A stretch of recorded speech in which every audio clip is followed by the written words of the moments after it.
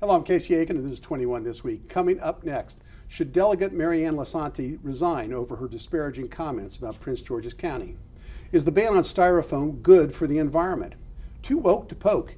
Internet abuzz over white women-like yoga faux website. And why does nice guy Larry Hogan want to get into a primary battle with President Trump? Stay tuned. Our panel of insiders will give you the story behind the story. We're joined by business strategist and consultant Rich Parsons, former Maryland Assistant Secretary for Business William Askenazi, local businesswoman and former candidate for delegate Veralyn Gibbs Watson, and political strategist Susan Heltmas. Stay tuned for these stories and more on the next 21 This Week.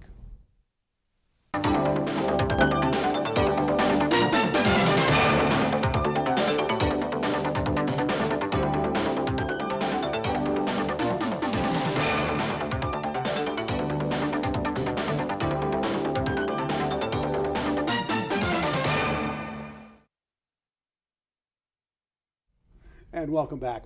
February marks the midpoint in the legislative session for the Maryland General Assembly. It's at this point the serious legislation is identified and the chaff fall away. At the beginning of the year, it was thought that the $15 an hour minimum wage, reducing the cost of prescription drugs, and tax breaks for Maryland delegates would dominate the session. But then came the story about Democratic delegate Marianne Lisanti using a racial description for Prince George's County, and the regular legislative humdrum has taken a backseat to the controversy. Susan, did she or didn't she? The story of Lisanti's after-hours use of a racial epithet is dominating the news in Annapolis. When questioned by the Washington Post about her alleged use of the racial slur, Lisanti said, "I don't recall that. I don't recall much about that evening." She's lost her post as head of a subcommittee, and she's been censured. So what else should happen to her? First of all, she's not only lost her subcommittee post, she's been kicked off her committee. So now all she's there is to vote. It's my understanding it was the end of a long 17-hour day. She'd had a few drinks. And I approach this as I approach all of them. I don't know if she did or didn't say it. None of us here can say that because we weren't present. But I want to talk about something called redemption. And I think that from these experiences, you can learn. She's going to have a year out in the desert. She's only going to be able to vote. They haven't taken that away from her. She's going to do an apology tour with the county exec in Prince George's County. And I think across the board that we need to remember that redemption is a good thing and you can learn from it. And would you say the same thing if she was a Republican white male? Would you say the exact same thing? Yes. If it's something, she did not commit a criminal act. How hypocritical. How hypocritical. If there's a Republican to do this, you'd be all over. No, I wouldn't. I have been saying this for a while, and I am getting grief from friends. To use the N-word, okay, in a bar, which is such a racially charged word, is inexcusable. All that is true. Resignation, but she see you was later. probably drunk, and it So what? was inconsiderate. It's in her psyche. But the thing is, at what point do you have to say at that point we make a mistake? I'm the first to say, people in Gladstone shouldn't throw I want to go to Rich on this, because Rich, Josh Kurtz points out in Maryland Matters that there seems to be a cone of silence surrounding this. 3 weeks between the incident and the delegation hasn't been overly aggressive in going after her. Would they be the same way if it was a Republican? Well, I think Susan raises a good point. We don't really know exactly what happened. I don't think the case was very clear until more recently. So I think there may have been some just uncertainty about what actually had happened. I think Bill has a point. If you're going to throw around the N-word, that does go to some pretty outrageous things about you. But again, if we go here where one outrageous comment means resignation, then which I, in this case, probably agree with, let's apply it across the board. I think our president has done more outrageous things than a lot of those people in Virginia that all the Republicans have been missed about. And what about the Virginia Democrats? If you want to go down that path? Casey, my point is both sides have been hypocritical on this. If you're going to hold people to a higher moral standard, then do it. But don't shy away when it's your own president engaging in outrageous and incredibly inappropriate behavior towards women, for example. So wait, I understand I'm new here, and at the risk of not being invited back, I just got to keep it real for a second. And to Susan's point, you hit the nail on the head. There is such a thing as redemption, but redemption starts with accountability. Lisanti has not even formally admitted or acknowledged this kind of sidestepping. Maybe I did, maybe I didn't. If I did, I'm sorry. Come on, let's call it what it is. Nor has the president, nor has but- people but- on but all on this- sides but of on the this fence point- everywhere. But we're not Susan, talking about all sides of the Marilyn, fence. that is why I agree with Bill. In this case, she has not even admitted, and neither has the president, by The the way, a bottom lot of line things. is that But she if you was haven't admitted drunk. it, I've been you're told not that she was seeking. drunk, and So You're not seeking wait a forgiveness minute. if you don't admit you did the Okay, crime. First of drunkenness all, doesn't She's a excuse drunk racist. inappropriate behavior. It doesn't. It doesn't excuse. How many times have we heard I was drunk this? We I try was to drunk teach our that"? kids this. Yeah, I'm it agreeing doesn't with you. ex- Yeah. This Oh, is- thank yeah, you. I good, think good, about it. yeah, Thank yeah. you. Come on, Yeah, so I'm not saying it's right, but she's human. She is she has lost everything. She is a broken She person. hasn't lost everything. Because What- if she lost everything, she would be the first to admit and acknowledge what the wrongdoing that she did. She Delegate. probably does not- can't she does remember not truthfully. think that she did anything wrong. And if you can't remember and you get so drunk that you can't have a level of integrity, she probably shouldn't be voting on our laws and taxation. I'm Have just you saying. been to Annapolis at night? I mean, give me a break. Oh, it's nothing like it used to be, Yeah, Susan. let's It's get nothing like there. it used You to be. Listen, gotta I am not in admit- the business of What, creating is it just a excuses for pub people. crawl for delegates? Is that what you're saying it Oh, is? there's some of that down there, yes. And she said it was a 17-hour day and she was out for a couple of drinks. Well, here's the thing about alcohol. Well, wait, we got to Alcohol wrap this. We got to wrap this. We haven't been able to talk about anything else about what's going on in the General Assembly. Right. But we'll see whether or not she wins or loses at the next election. All right, Marilyn, I want to welcome you to the show. We didn't get a chance to talk about the 15-hour minimum wage, which you as a small business owner would be primed to talk about. But let's go on to our next topic, which is one I've hated this topic for many years. The Maryland General Assembly is debating whether to ban the use of styrofoam containers, similar to the ban implemented by our Montgomery County Council. There's been a groundswell nationwide for regulations, particularly banning food containers made from styrofoam. Supporters of these bans claim that they are policies to promote environmental protection. Bill, plastic products have prevailed in the marketplace because they work. They're convenient for carrying groceries and for carrying food. They're highly energy efficient and water efficient, and they are sanitary. They're also inexpensive to produce and to transport. So why are all the legislatures ganging up on these types of products? Well, I mean, the obvious concern is an environmental concern, clog waterways, pollute, et cetera. But it's a greater philosophical issue here, is it not? What's the leeway for a legislature to overregulate society? Are our elected officials empowered to ban something or say something, trans fats or sugar content? Where does it go? I thought the marketplace should rule. I think if styro cups don't sell and people make their choice with their pocketbooks, then styrofoam cups won't be allowed. But to say from elected officials, I think that it exceeds their power to arbitrarily decide and intrude into the marketplace of which goods and services and food products should be or should not be allowed. I want to go to Rich on this because Bill brings up a great point. Styrofoam cups get banned, but something replaces them. And as reported by the Competitive Enterprise Institute in 2011, research group Franklin Associates released a finding that found the average 16-ounce styrofoam cup uses a third less energy to be produced, produces less waste by volume, and releases less greenhouse gases than does a 16-ounce paper cup.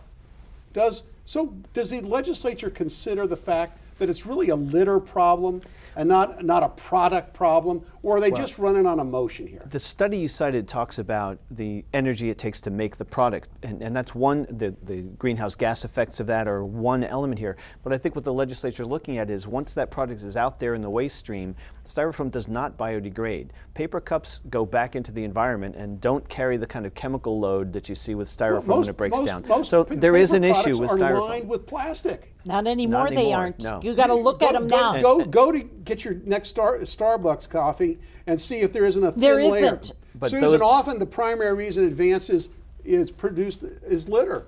And there are many stories about trash collecting in the ocean to form massive trash islands. But studies show that the vast majority of the plastic waste is coming from Asia and Africa. It's poor disposal practices. Well, we've argued about this many times before, Casey, and you still think that we should have plastic bags everywhere. And the thing is that our environment is safer here. When it comes to polystyrene, Rich is right, they don't break up. and you can use paper, it will dissolve. You can use paper cups, paper straws. We've got 10 years, folks, to save the environment, or we're going to go backwards. You know, it's time we all step in Montgomery. So, Marilyn, in addition to being more energy efficient, sanitary, and less expensive to produce, the alternatives are more expensive and they carry their own downside to them. But isn't this just about a cost that gets passed on to the consumer I think and you're the business? Yeah, I think you're absolutely right, Casey. And the thing I think about whenever I hear about these regulations or bans is somewhere there's some company that's been producing styrofoam, employing hundreds or thousands of individuals, and we throw out these regulations we want it to turn on a dime. What happens to that company? What happens to those jobs? We don't consider the full impact of it. I know we didn't get a chance to talk about it a little bit, but I do need to touch on this thing about minimum wage because we all want a state and a county that's affordable to live. But what happens is we're artificially creating this level of compensation where really as a business owner it's not sustainable. You end up having to raise costs, you end up having to reduce hours, lay off workers, and ultimately it's the consumer who pays the price, and the only one who makes money off of it is the federal and the state government when we artificially raise minimum wages. Well, because it's your first time on, Okay. I'm going to forgive you Thank for you. stealing the topic. You know, the more experienced people like Sam Statler do it regularly. Okay. You get a pass here. Did it on your But the first real time, issue all right. is litter control. I mean, we need good litter control. That's the best way to clean the environment, But if not it these just, artificial but bans. wait a minute. But if it's never going to degrade into dirt and raise daisies, where are we going to have landfills? They're talking about closing Dickerson. What is going to happen? Why should they close Dickerson? Because That's a whole other issue. that's a whole other I know, issue it is- that it we is- should be talking about. But There's some but the unfortunate souls bot- who don't think waste to energy is actually renewable missing the energy, greater which it point. All right, actually we got to is. wrap. We got to wrap it up. 30 seconds. Well, the greater point again is let's get back to basics. People can vote with their pocketbook. That is consumerism. That changes social policy. You don't want to buy a styrofoam cup? Don't. I don't. Okay, then millions of people, if they vote that way, the cup folks Gotta will go out of business. Got to go to hard break. When we come back from this short break, why does Governor Hogan want to get into the primary snake pit? And too woke to poke, how one woman's spoof website has blown up the Twitterverse. I don't know what the Twitterverse exactly is, but I hear it's about Twitter. Stay tuned.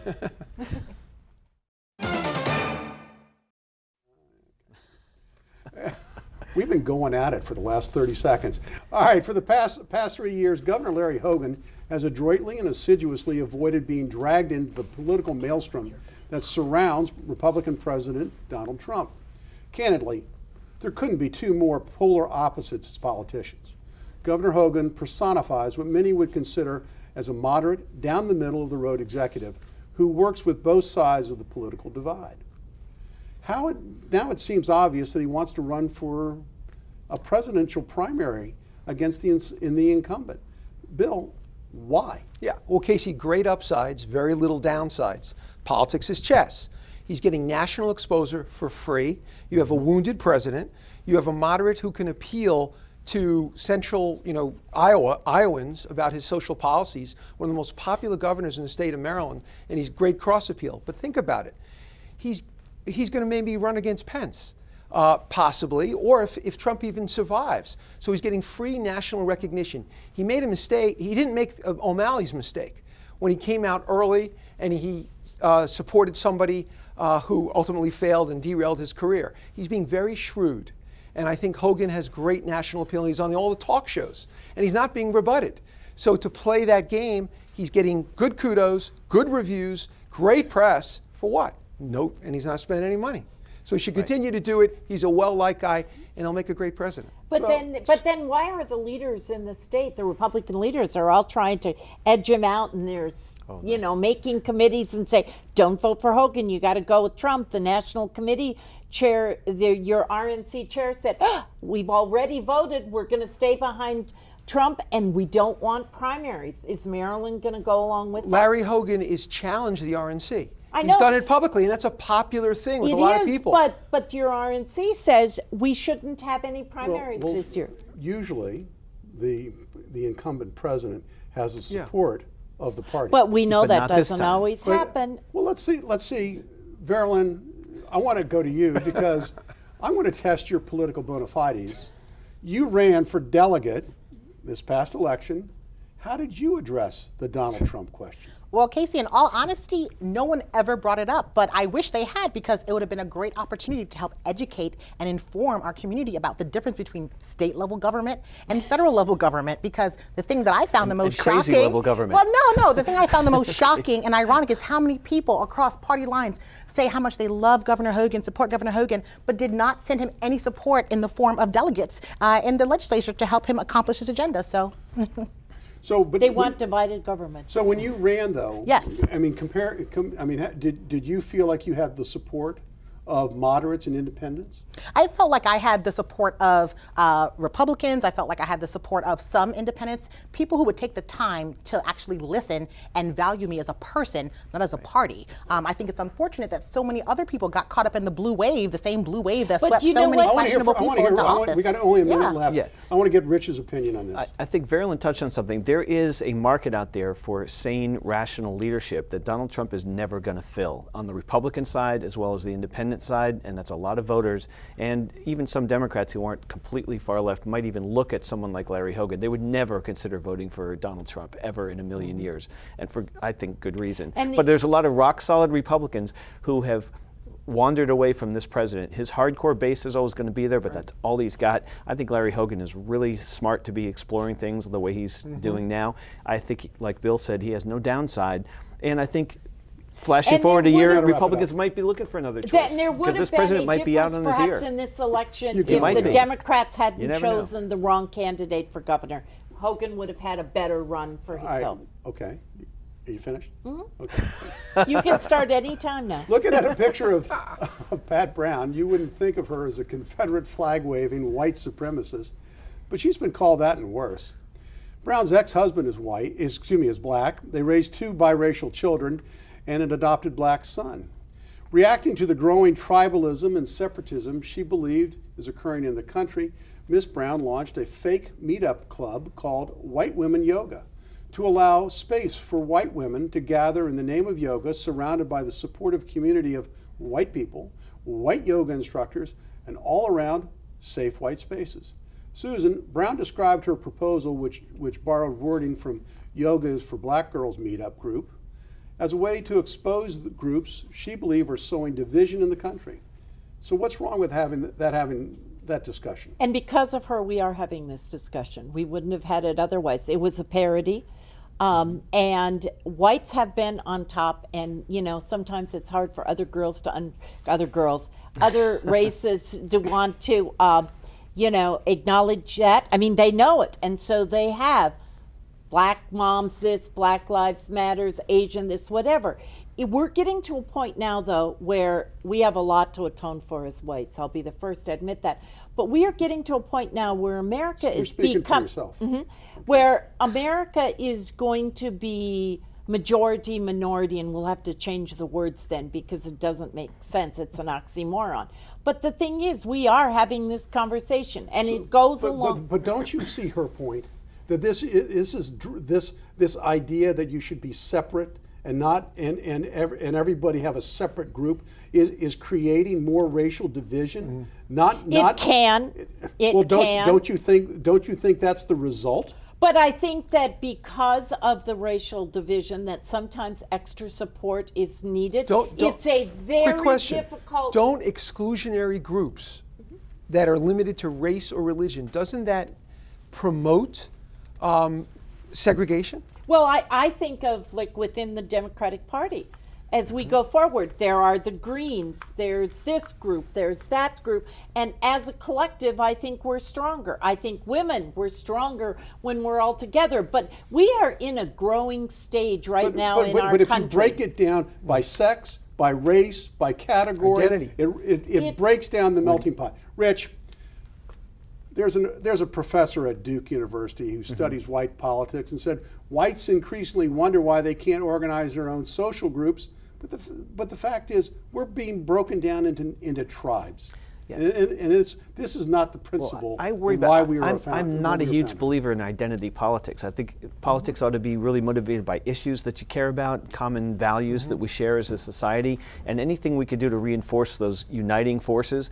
we surely need in this country. I get where this woman was coming from. She was trying to make a parody on these things and make a point. And we're what she didn't talking get, as a result. and I think the professor's point gets to this, I think if you are a white American, there is a certain amount of privilege involved in that status in this country. It is. And it's white true. men. Historically speaking, at least, Casey, although you may not think so now, but historically, I don't think you can argue that fact.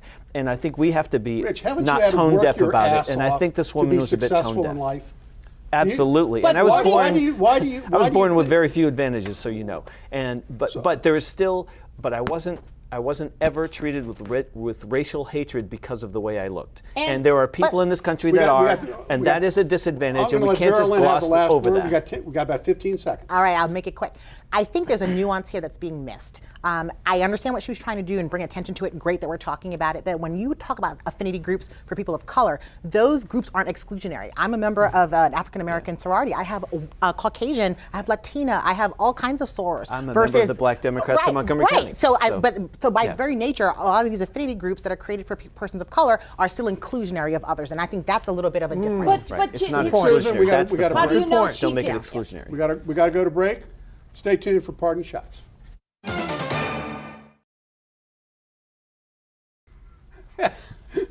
and welcome back.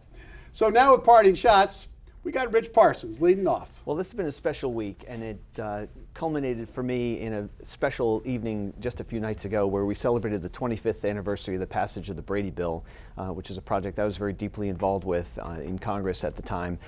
It was great to see so many young voices coming to the table in the wake of the Parkland shooting and all the activism that's taken place. And on that very day, Congress actually passed a universal background check bill that I think will help prevent lives. We've already seen more than 3 million purchases prohibited with the Brady Bill. Let's make sure every child is in a safe environment and we treat these issues seriously going forward. Thank you. Thank you, Rich. Bill Eskenazi, your Parting Shot. Well, thank you. On a much lighter note, this is a message to all the departments of recreation out there in all the counties. There's a new sport that's been discovered by me for older people called pickleball. It's not tennis, it's not paddleball, but it's pickleball. It's fascinating. If you go down south, you'll see pickleball rackets, courts everywhere. We need to devote more money to pickleball because I can tell you it's the only sport I can play with this busted left knee. It's fun, it's engaging, and let's put some budget money in pickleball courts in the coming year. You're too young to play pickleball. No. Get a bad ankle. Knee. Okay. Marilyn, your first chance to give a parting shot. Yeah, I want to give a huge shout out to a young man named Kavanaugh, founder of an organization called Cool and Dope that creates a space for younger individuals to be able to volunteer and give back to their communities. He lobbied successfully the mayor and Gaithersburg City Council to create an anti-bullying day on February 21st that was unfortunately snowed out. But even though that the event got canceled, what he's doing is amazing and awesome, and I really encourage everyone to check it out. Thank you.